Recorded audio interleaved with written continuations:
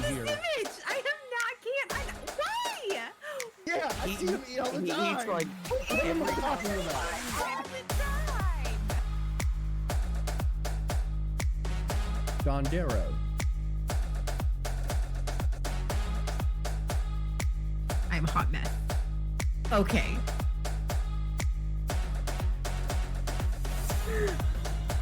This is a test of our friendship. Don't be scared. Yeah. Just let it slide in. Oh my god. Oh, what? What happened? What happened? What? No. We have an Is that an outdoor kitchen? That is an outdoor kitchen. Hello. Hi, chef. Why do they give me a camera and a microphone? Too Yeah, funny. because they don't know your name is Etner Mom Ace. I might leave him on an island and eat his chicken, but that's Yes. survival. That's survival. But I'm Roogs. Welcome to my channel. Can hear. Image! I am not, can't, why? Yeah, I see him eat all the He time. eats like What am I talking about? All the time. John Darrow. I'm a hot mess. Okay.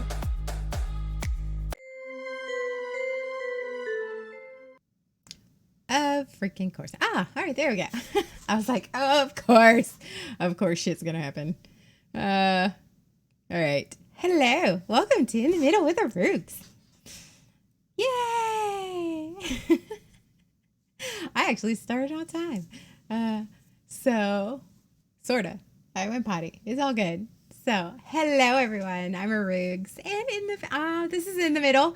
This is where I talk about my mental health journey. I give my editorial opinions on, the mental health and sort of the issues that I face personally, issues that people face. Oh, hey, Roogs, long time no see. I know, right? I am not a licensed professional. I am just a person who is dealing with her shit, and I talk about my shit on the internet. So here I am. Hi. Hello. Enjoy. Welcome to the Assembly of Roogs, and here we go. Yeah, that's pretty much what I do. I talk a lot. You know, there's a lot of times I get on here, like I'm doing my 1 a.m. streams, and I'm doing all that, and I'm like, I'm just going to be on here for a few minutes, and then I end up talking for like an hour. I'm like, my God, I talk too much. I'm a talker. But, so, what are we talking about tonight, Roogs? I don't know. What are we talking about? That's all the voices in my head.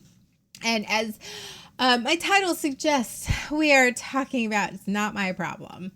And this is something that I am constantly working on as a person. Do you want me to say that? That's what you want me to say? All right. Okay, hold on. Hello. You've reached a Roogs. I am unavailable today, but if you please leave your name, number, and a brief message, I might get back to you if you're a good boy.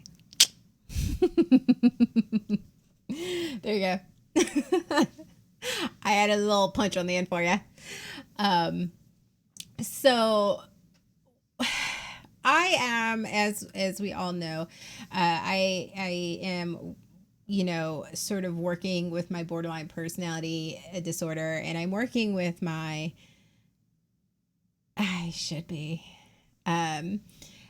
work with that, and I also work because that has a tendency, first off, you have a tendency to be a little volatile and unstable.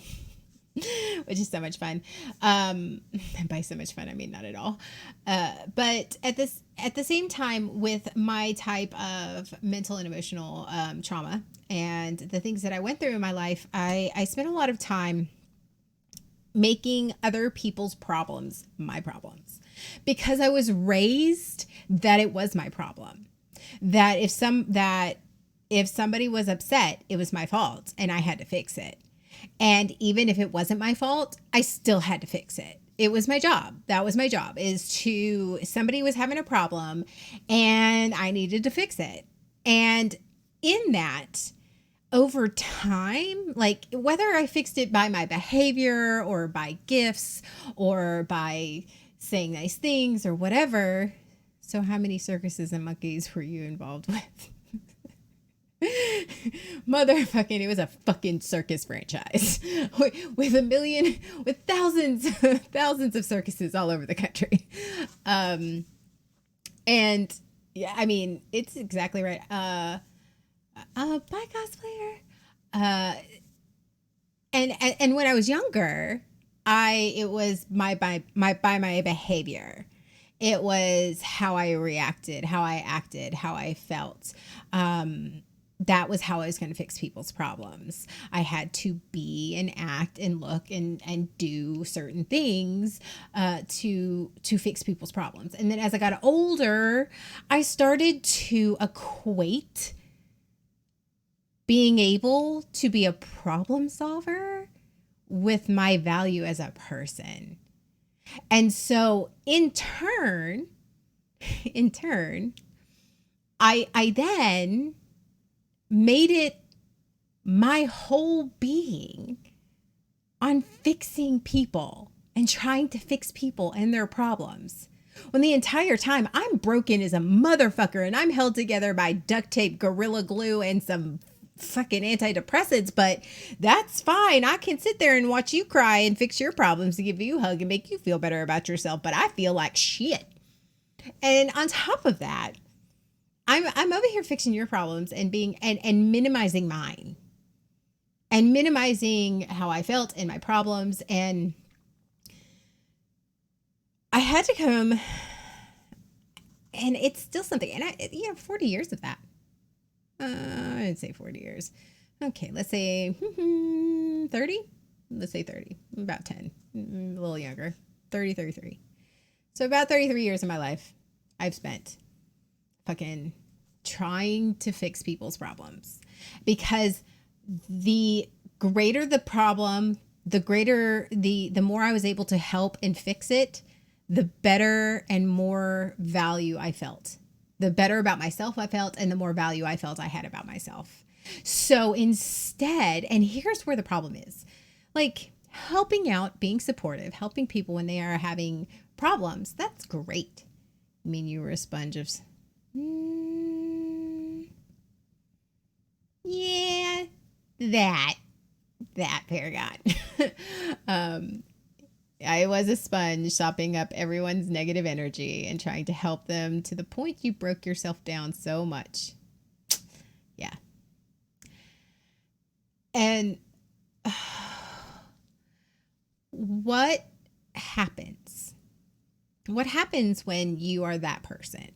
And I know I was like that person, but that problem solver person. First off, just like we spoke about with my dad's wedding and my family, it's one of those, first, it becomes your dynamic. It becomes like, we talk about, is it your trauma or is it your personality? That becomes what people perceive your personality to be.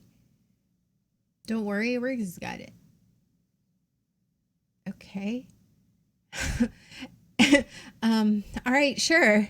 So anything goes wrong, I'll fix it. Okay, sure. Yeah. And I do, and I did, and that's what I do. But that's not it, because, and here's where that, on top, you take on other people's problems.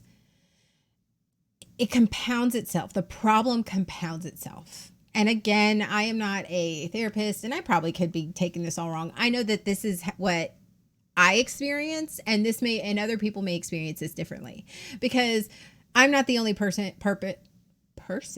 who was a problem solver and is a people pleaser. That's a lot of P's. But for me, it compounded itself into some compounded issues. That it's one of those, just, set boundaries. Just don't make their problem your problem. It becomes way entangled. For me, it became way entangled very deep down in my mental illness, in my mental health, in my emotional health, in just who I was as a person. So it's like uprooting a tree. Like you can cut the tree down, okay, but you still have those deep-seated roots that are still down there. And you can't just go up, I'm going to just pull the stump. They go deep. And it takes time. It's a process. And then once you finally dig up that, the tree and all the roots, then now you got to fill it in. You got to fill in that. So it's a whole process that I'm in the middle of. I am in the middle of. I am totally in the middle of this. Here, I've been there in the problem. Yes. So as a problem, saw that in me, they would call me a white. Oh, yeah. Paragon, remind me to talk about that in a minute. I'm going to try and finish this thought or I will go all ADD today. For me, because it started when I was so young, I didn't know how to deal with conflict.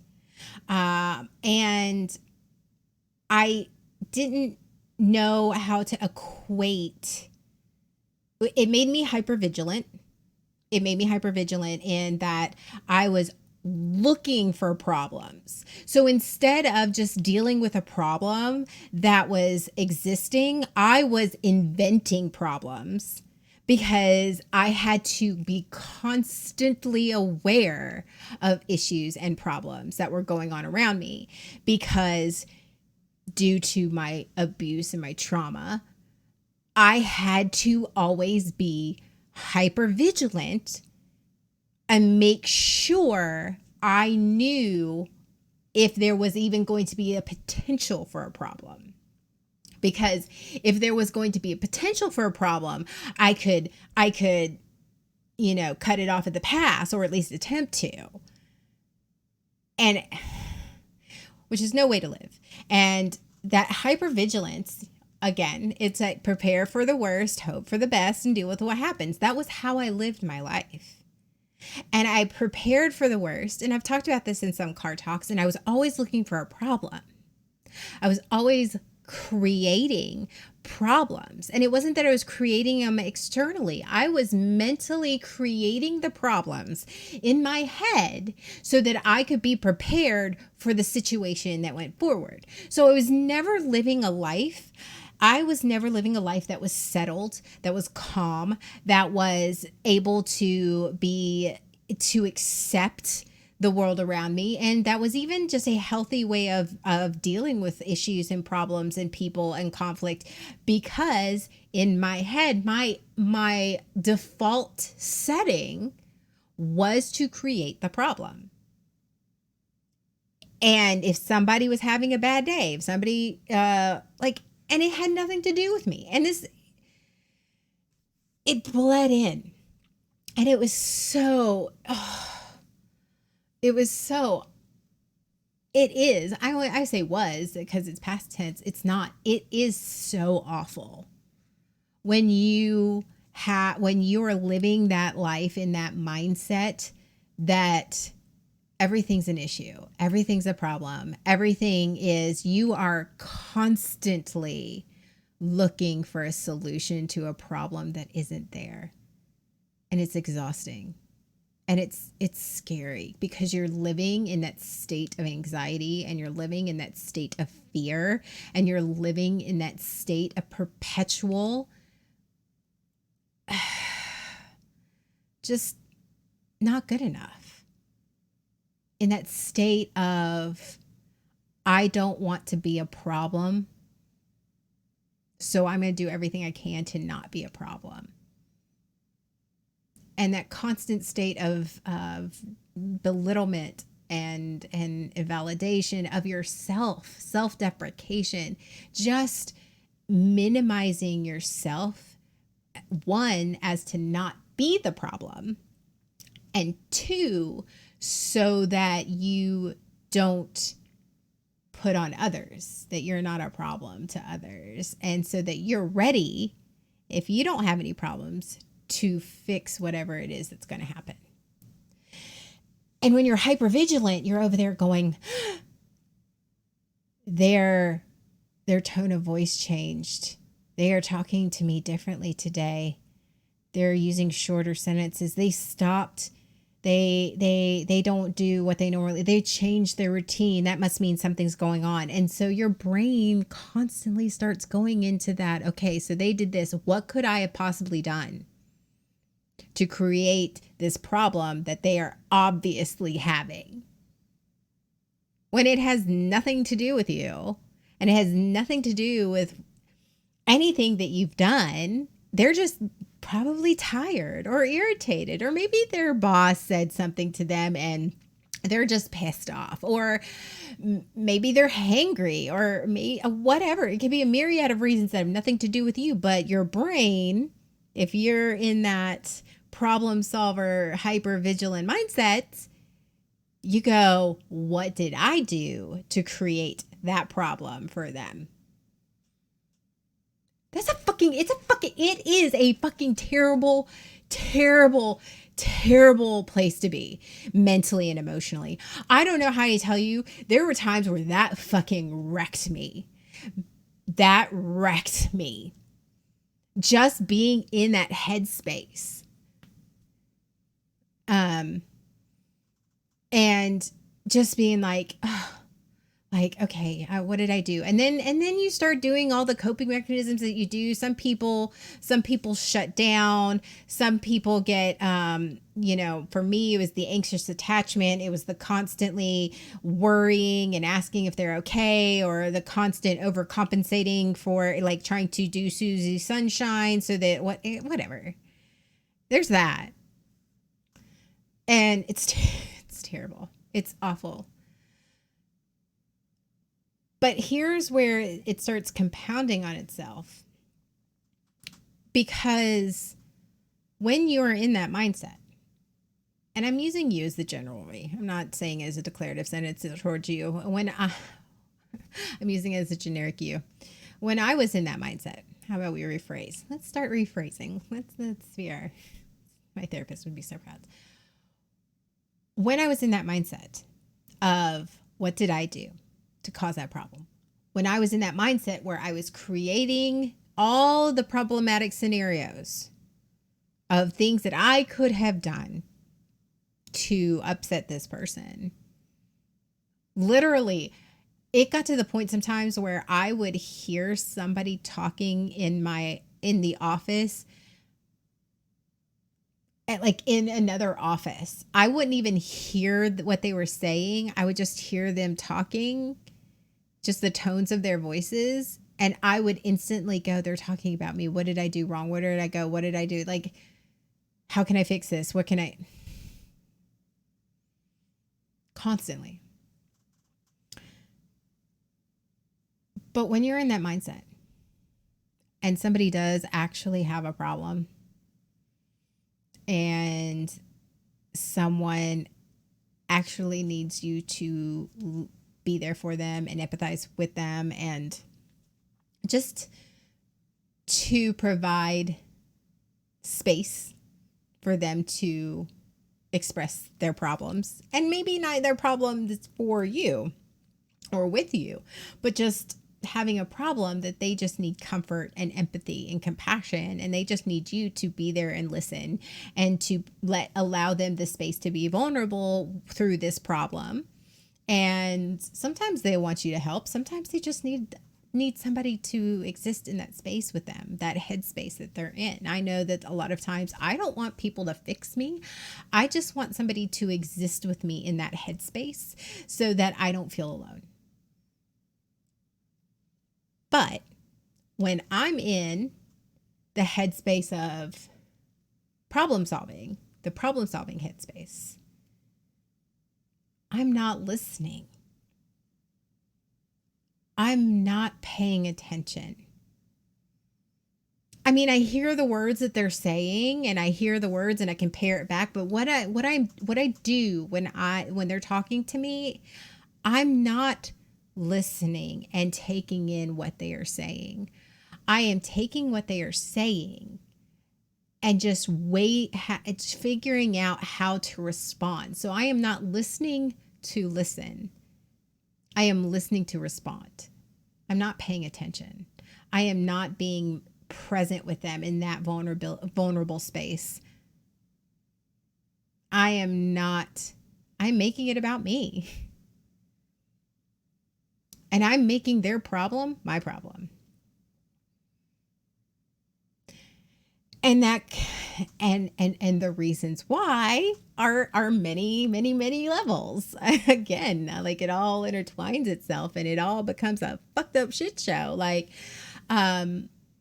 depending on the person or the situation, like make their problem my problem because I'm protective and I want to show my love for someone. That's not the way to show love for someone. Or like I want to prove my worth. I want to prove I'm smart. I want to prove I'm valuable.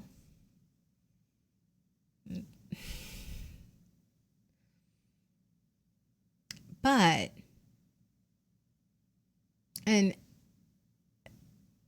the problem with that and being that the people pleaser, the problem solver, is the people who are good people, who are mentally healthy, or even not, maybe not necessarily mentally healthy, but the people who are good people and understand that is not your place. Understand that is not what they want. That is not what they need. They don't need you to solve their problems for you. All they are looking for is compassion and somebody to exist in that vulnerable space with them.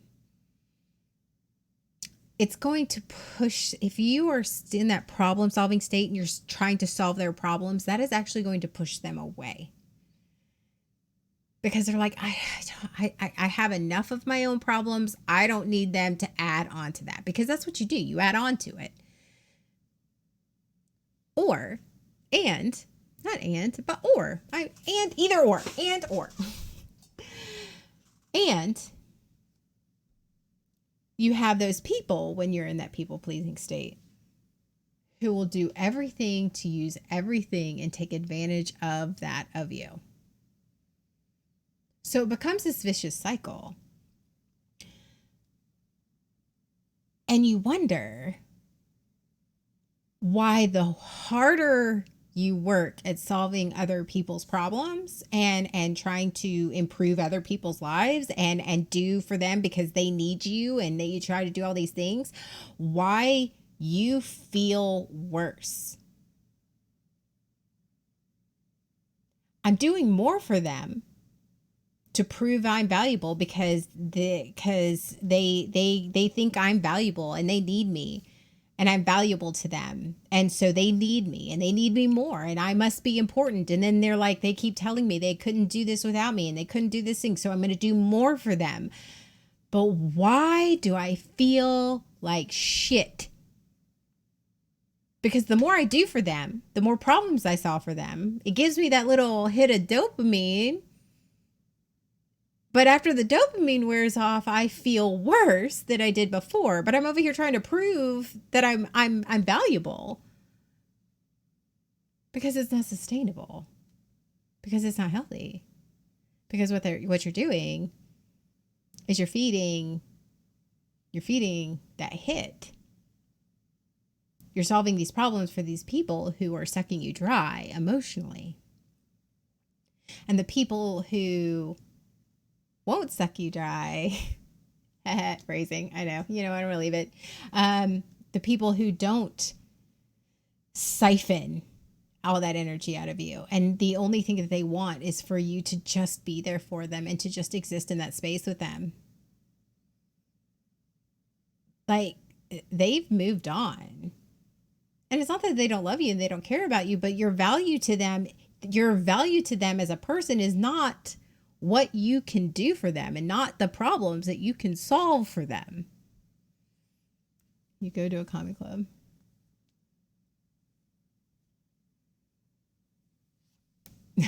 That is exactly right, Paragon. Exactly that. Very true.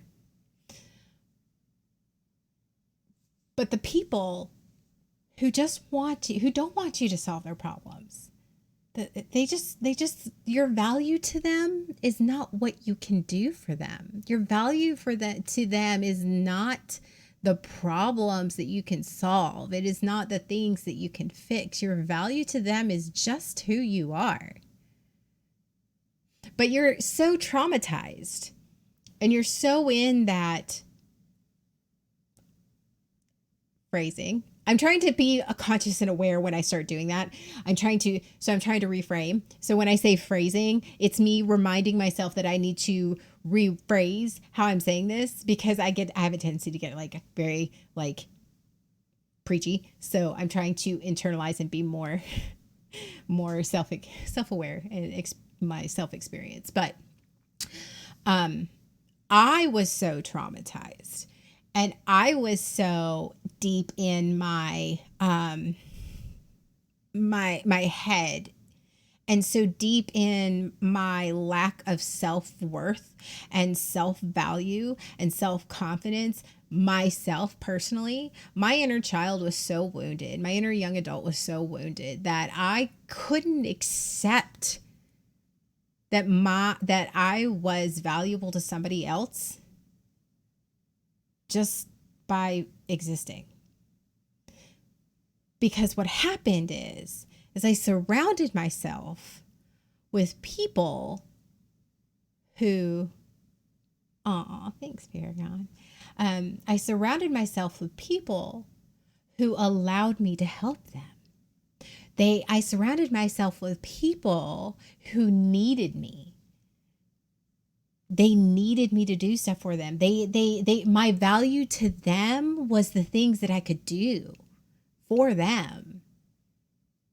And I got praise for that. Again, conditional behavior. It was a conditioned behavior. Because I got praised for being the problem solver.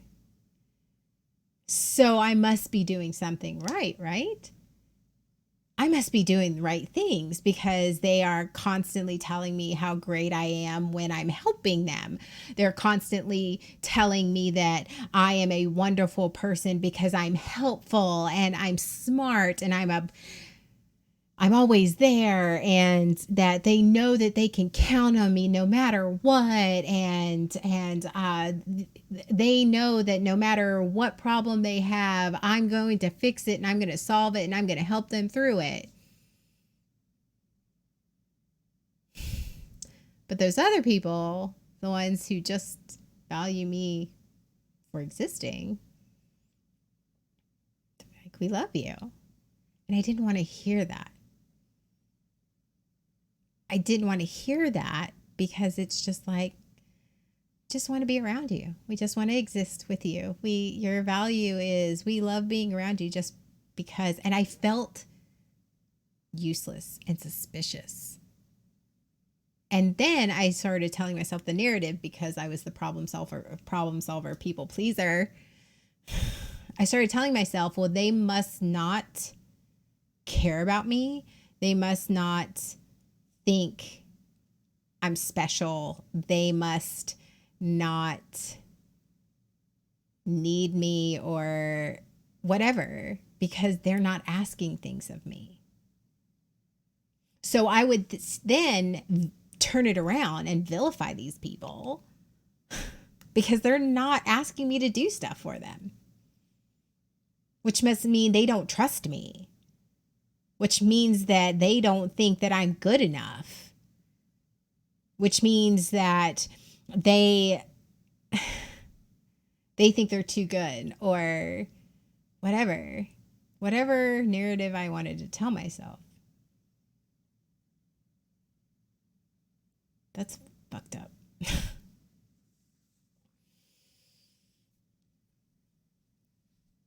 Not feeling useful to your friends. It is. But see, it's, it's worse, Pep, than not feeling useful to your friends.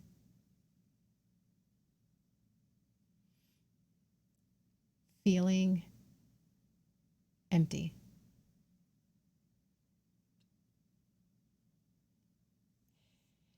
So you've given these people to prove your worth, to tell yourself, to prove to yourself that you're valuable and that you are worthy, because here's what you're doing. Here's what you're telling yourself. Here's what your inner child is telling. Here is what I was telling myself. Here is what my inner child was telling me. The more problems I solved, the more I helped people, the more I made people happy, the more I was proving that I was worthy to be loved and that I was valued as a person. The more I did for other people was not altruistic. It was not because I was kind. And I'm going to call it like it is. And it's honestly, this is very uncomfortable for me. It was not because I was wanting to help other people. In all honesty, I was doing it for selfish reasons. Because I felt so unworthy, so unconfident, so unvalued that I had to do these things to prove I was worthy to anyone. I was basically building my resume. I was building my resume, my self-worth resume. Here is why I am valuable, because I can do all of these things. Here is why I am a valued friend. Here is why I'm a valued person, that I deserve to be loved. And that could be a myriad of things. And the whole time I am sitting here trying to build my emotional value, my value resume. I wouldn't call it that. My valued resume. I was minimizing the issues. I was minimizing my pain, my suffering. I was minimizing my problems so that I could find worth in other people's problems. I could find my self-worth in someone else's problems. Yeah, I'm going to say that. And no, it doesn't make sense. And yeah, it's fucked up. And I'm going to say it again. I minimized my problems so that I could find my self-worth and make myself, or what I perceived as, more valuable in solving other people's problems. I put all my energy in other people's problems, other people's pain, other people's mental and emotional health, and completely ignoring my own. And I became a master, like I am one of the, like, maestro. Like I freaking the mental gymnastics that I did to minimize everything about myself, minimize my depression, minimize my mental illness, minimize my anxiety, minimize the things that bothered me, minimize my problems, so that, because if I minimized all of the things that were natural and normal and things that the problems that I actually needed to be facing and dealing with, as long as I made those look, because I mean, they're just as important, but as long as I made them look not as bad, then that makes me look stronger. And that makes me, that opens up that space, right? To help others, so that others feel comfortable letting me help them. And I'm going to do this comparison in case you're a little confused. Okay. It's a big ass messy room. All right, well, let's go with the house concept. The house concept, our brain, because we like using the house comparison. So we have our house. Our house is a fucking disaster area. There are clothes everywhere. There are dishes in the sink. There's trash everywhere. There's whatever. But we have a friend who needs us to help them. But they're going to come over and they're going to pick us up, but they need us to help clean up their house because they have a big event or whatever. So what do? We take all of that shit and we shove it in the closet. Okay? We shove it in the closet. Well, the dishes, we'll throw them in the dishwasher, but not run it. We'll just like sort of, tidy up. We'll tidy up. We'll not clean. We won't clean. We'll just tidy up and shove things in the closet and hide things in drawers because we've all done it. Cover things up with blankets, spray the Febreze or the body spray so that you can't smell the dirty laundry, like that type of thing. We'll do that. So we're minimizing the mess that we have in our house and make it look not that bad. It's not that bad. It's a little messy, but not that bad. So that this person can feel, so that we can go over and help somebody else clean their house. But your house is still dirty. It's still a mess. You still need to address the issues. You still need to clean the house. You still need to take the time. But as long as that shit is shoved in a closet, as long as you can't see it, as long as it's not that bad. I know my house is dirty. As long as it's not that bad, well, then you can leave that for another day. It's fine. I can help you out. I'm good. I can help you out. No. I'm, yeah, I'm in a little bit of a bad place. Yeah, I'm a little bummed out. Yeah, I've been in just a funk. That was my big one. Oh my God, that's the one I use all the time. I'm in a funk, but you know what? It's fine. No, I'm good. No, it's fine. So that I could go over there. I can go and help somebody else with their problem. Because I needed to feel valuable. I needed to feel lovable. Because here's the reality of it all. If I addressed my mess, if I actually was honest about my problems, my issues, then that would require me to admit I've got shit I need to work on. If I concentrated and spent that time on my issues and cleaning my own house, well then how do I find the value in myself?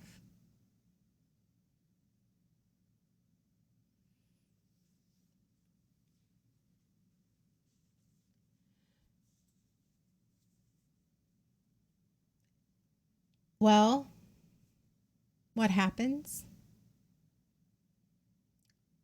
What happens when you minimize your problems and your depression and your anxiety and your mental illness to the point? What happens is you break down. There is always a breaking point. Always. And it may be everybody's different in their own mental and emotional capacity, but there's always a breaking point when you can't ignore your own problems anymore.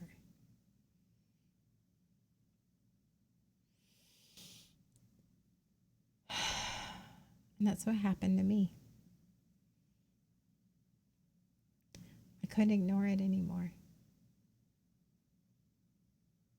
And honestly, I got so tired of feeling like my only value was what I could do for others. I got tired. Of making everyone else a priority and everybody else's problem more important than mine.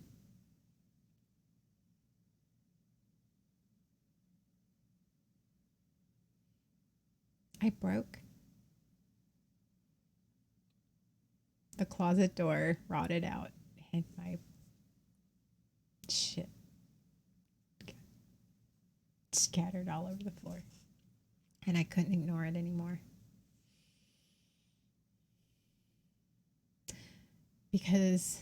And it was very terrifying. And it was terrifying not because I was facing my problems. It was terrifying because here I was, looking at all this mess that I've got to clean up, this mess I have to deal with for myself. And the thought that went through my head was,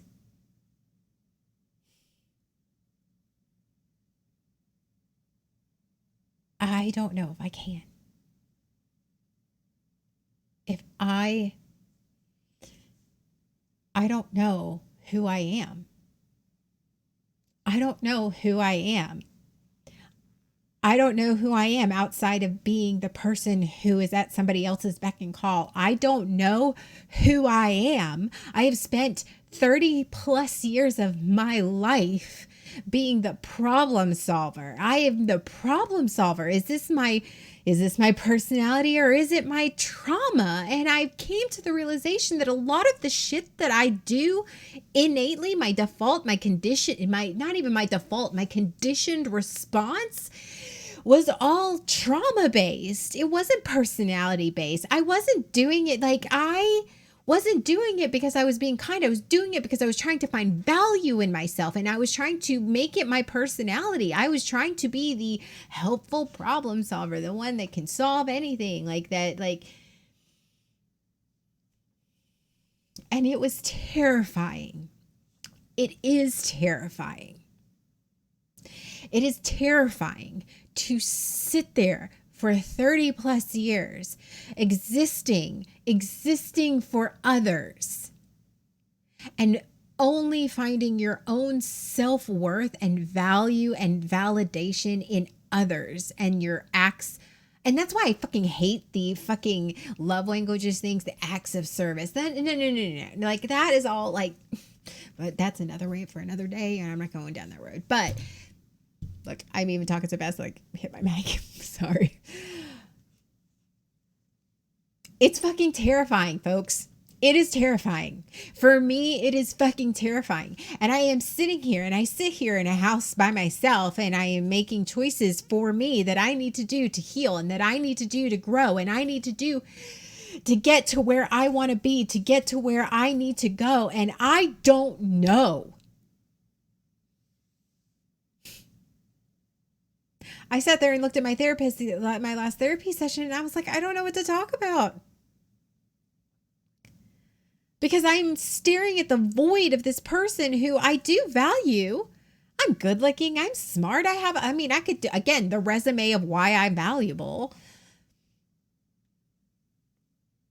But when you start to heal as a trauma survivor, as a trauma victim, as somebody who is a victim of abuse, as somebody who is literally their entire life is a conditioned response to trauma, a conditioned response to abuse, a conditioned response that you used to survive. When you take that away, when you start unlearning those conditioned responses, when you start healing, and this is all new to me, and this is what I'm discovering. This is all things that I am discovering about myself, and I'm processing on stream and I'm talking about my shit on the internet. So this is all new to me. So I don't know anything of real authority, but when I started healing the major things, the red alerts, the red zones, when I started working and dealing with the red zones, and now, okay, I got the red zones down to like orange, sometimes yellow. Okay, I got them down a little bit.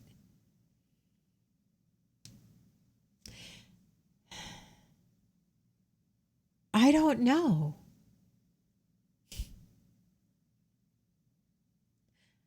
I don't know. I don't know who I am outside of my problem solving, people pleasing.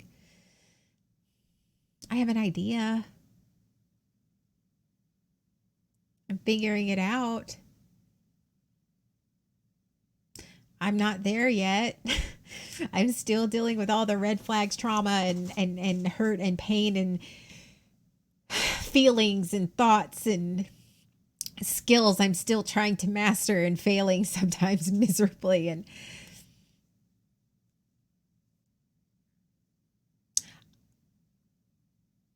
I don't know how to move forward sometimes.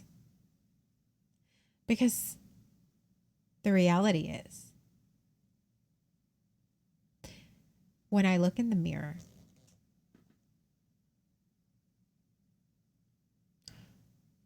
when I look at myself,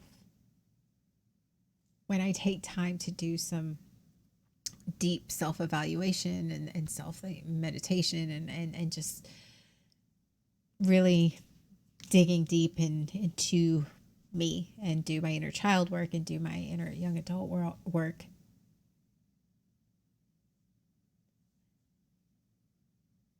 I'm starting to heal.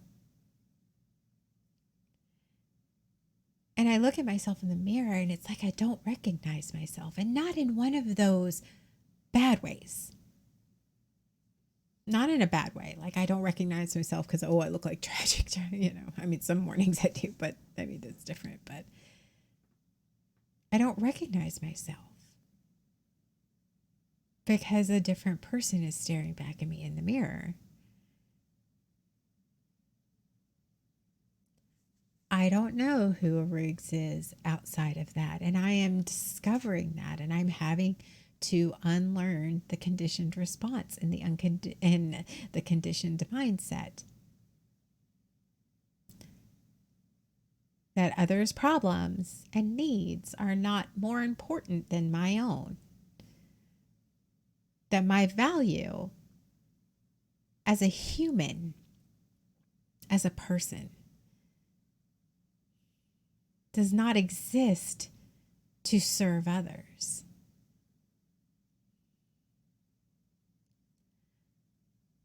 Can I be helpful? Yes. Can I be a kind, giving person? Yes.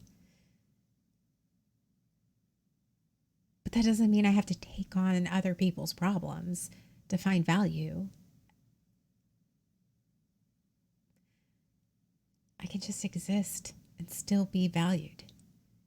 And I don't mean valued by others. I mean, I do. I would like others to value me for just existing, but just find that peace and that strength that comes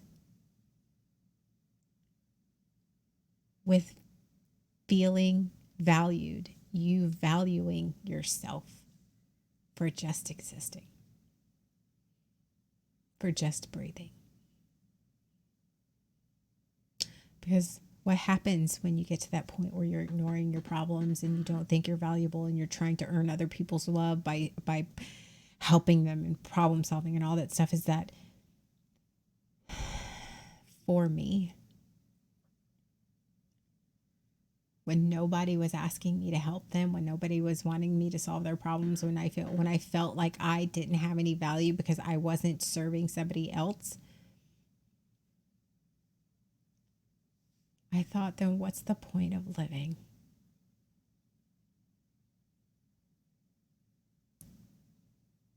Because no one will miss me.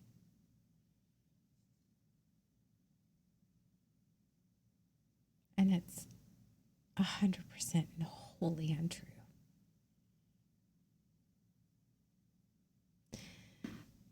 Because my value as a person is just as is.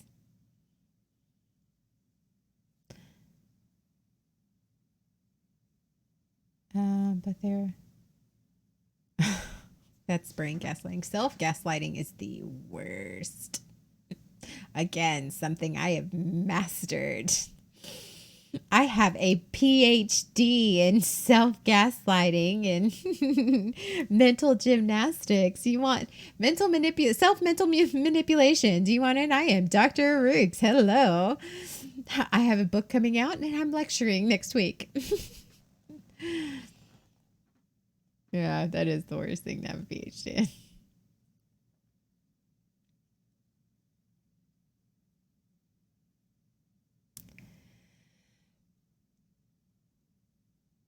I equate it to,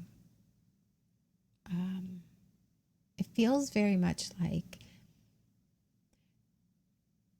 you know how there are people like those who live in New York City, for example, or those people who have to have white noise in the background, you know, a fan, meditation music, the rain sounds, whatever it is, like they have to have that noise, right? It's that noise that brings them comfort. Even like a lot of people who've grew up in New York City, when they go to the country, it becomes very unsettling because they're so used to the constant noise all the time. That's where their brain is. Even though if somebody from the country went to the city, they're like, it's so loud, I couldn't sleep, I couldn't do this because it's so noisy, it's always so busy, I couldn't sleep. But then a New Yorker, a true New Yorker, will sleep right through that.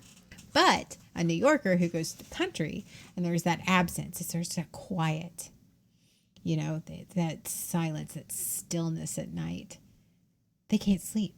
It's unnerving to them. It literally causes, I have actually had some of my friends who it has caused them so like a panic attack because it was so quiet that it was uneasy.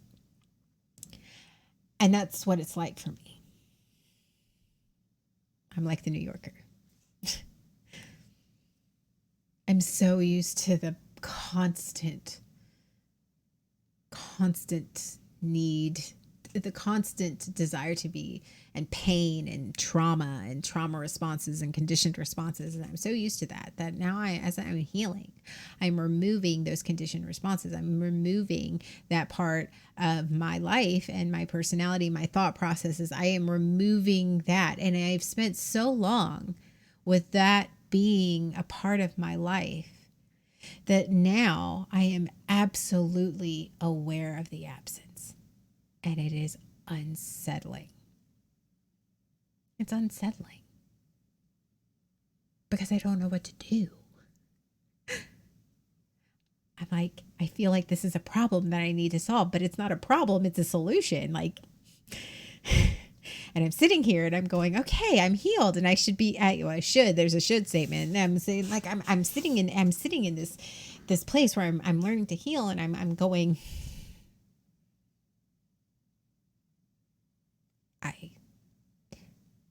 I don't, what?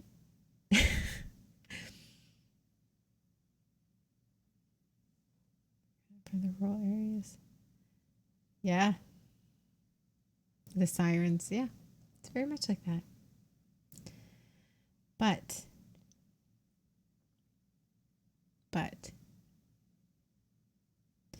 just like the country person that moves to the city and the city person that moves to the country, eventually you adapt. Eventually you learn to accept. It takes time. And it'll take some trial and error on what works for you, on to bring you that feeling of safety and peace, but eventually you adapt. I think that's where I'm at. I know this is a good place to be. My brain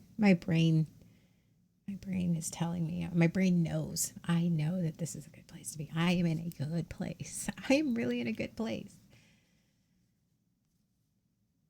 But because it's a behavioral conditioned response, my body and my nervous system hasn't caught up to that yet.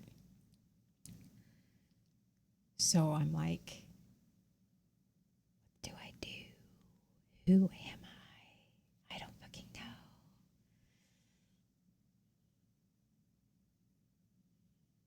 But you know what is freeing? It's hard at first.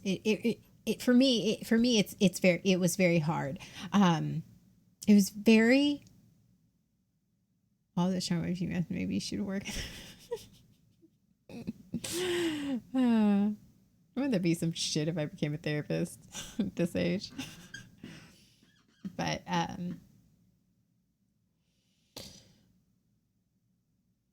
it's so hard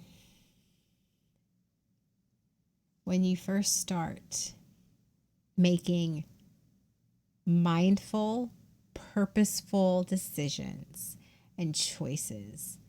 And for me, it was so difficult not to make other people's problems my problem. I remember the first time that I was very mindful of a situation that I was in, and I went, this is not my problem. I did not cause this problem. And I had to literally sit there in my brain, like I wasn't saying this out loud, but I would say to myself, because in DBT, quote the facts, state the facts. What are the facts? If you can't prove it in the court of law, it is not a fact. So fact, what are the facts? Not what you feel. It's a fact.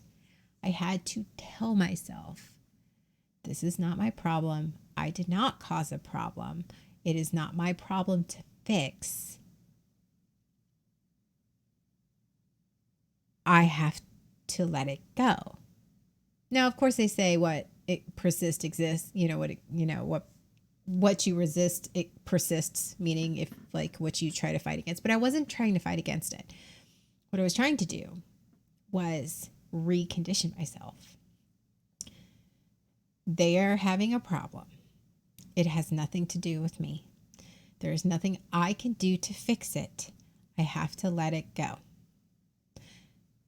They are having a problem. I did nothing to cause the problem. There is nothing I can do to fix it.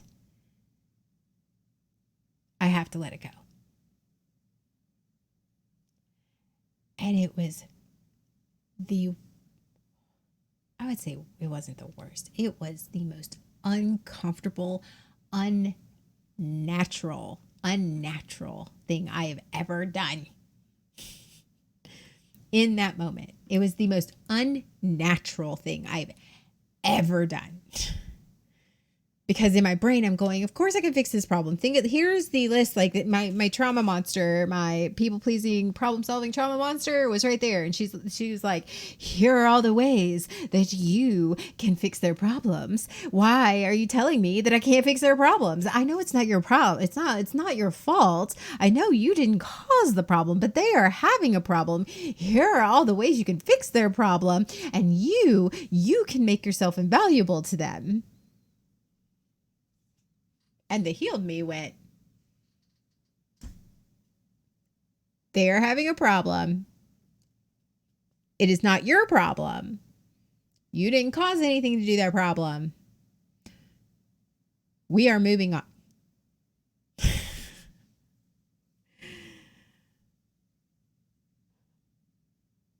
And it was so hard. Oh my God. And my problem solving, I have a problem solving genres. I do. My problem is that part of me is still there. It's a conditioned response. And it was a very, like I said, it was one of those things that I adopted as my personality, and I'm having to unlearn. And so now that I am unlearning, I'm having to discover what actually is my personality and what actually is who I am. And so it's taking me some time, and I have to be patient with myself. But she's still there. I sit there and like there's sometimes I just it literally makes my skin itch. I want to do something, like I'm like, because the absence of it is unsettling sometimes.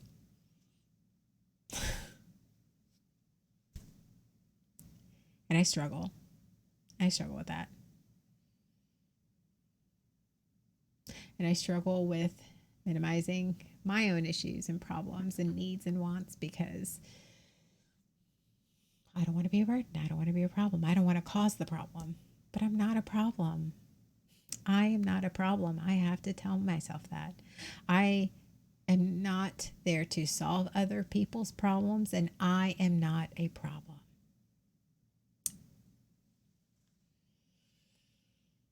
And that's what I struggle with. It's actually what I've been working on.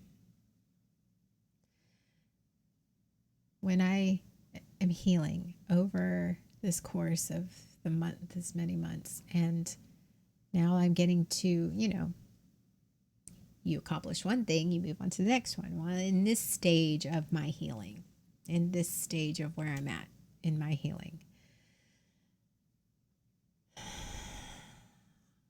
I am past the crisis point. And now I am digging into uprooting all of the roots. I'm digging up that deep entrenched trauma and issues. And I am having to learn how to deal with that and relearn how to grow from that.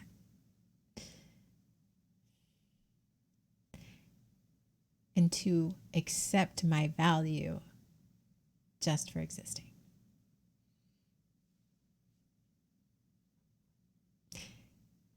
And the quiet in my head is something I absolutely wanted. I wanted the peace. I wanted the quiet. I didn't want the anxiety anymore. And I got that. I'm no longer constantly anxious and constantly overthinking things.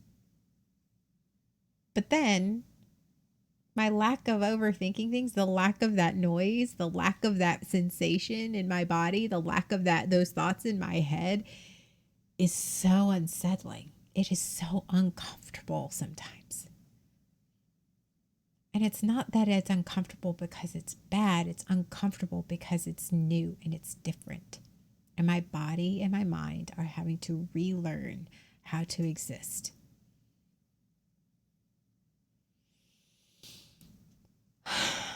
And sometimes it's just one moment at a time.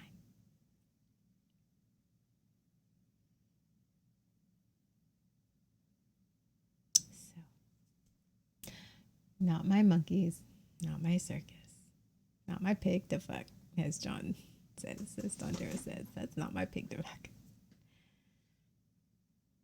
They are having a problem. I did not cause the problem. I cannot fix the problem. I need to move on. I need to let it go.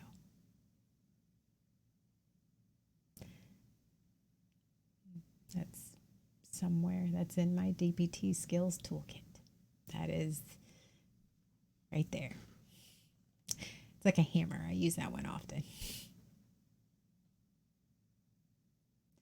But do I need a script for that? Well, I mean,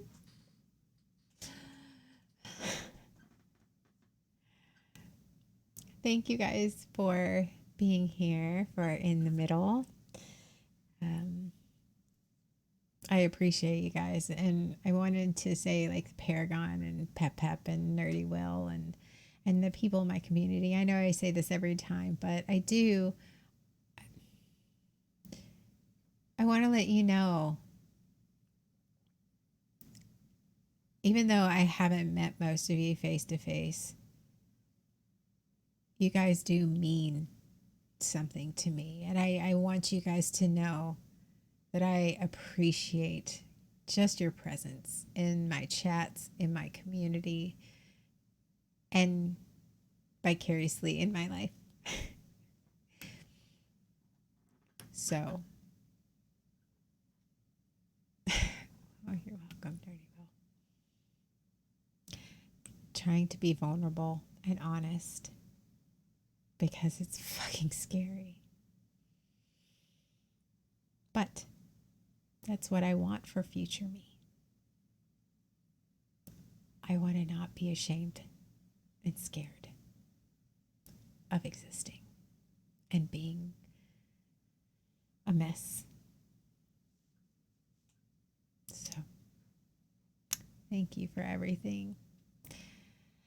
I have to go. I am 5 minutes over.